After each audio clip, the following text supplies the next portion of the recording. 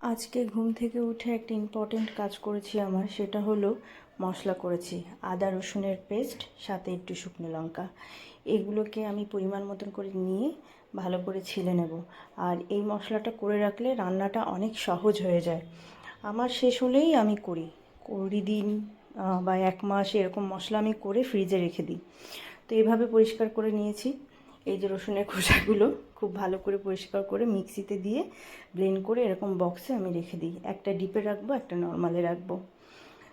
তারপরে আজকে রান্না করব হচ্ছে একটু ওল কচু তরকারি। এটা ওই রেগুলার যে মশলা আমি যেমন রান্না করি ওরকম কষিয়ে এর মধ্যে একটু জল দিয়ে দিয়েছি। জল দিয়ে তারপরে জলটা যখন আবার শুকিয়ে যাবে তখন আমি ওর মধ্যে আরেকবার জল দিয়ে দেবো। আর আপনারা সবাই কেমন আছেন? আমি ভালো আছি। আর মাছের মাথা দেবো আজকে। আর ও যেহেতু মাছের মাথা খায় না, ওর জন্য একটা মাছ দেব।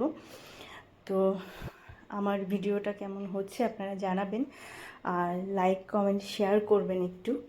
আর সবাই খুব ভালো থাকবেন, সুস্থ থাকবেন, সুন্দর থাকবেন। সবাইকে থ্যাংক ইউ। তো এই পর্যায়ে আমি নামিয়ে নেব, নামিয়ে নিলে হয়ে যাবে। আর এখানে ওর ভাত বেড়ে দিয়েছি, খেয়ে নেবে আর আমিও খেয়ে নেব। তো থ্যাংক ইউ, টাটা।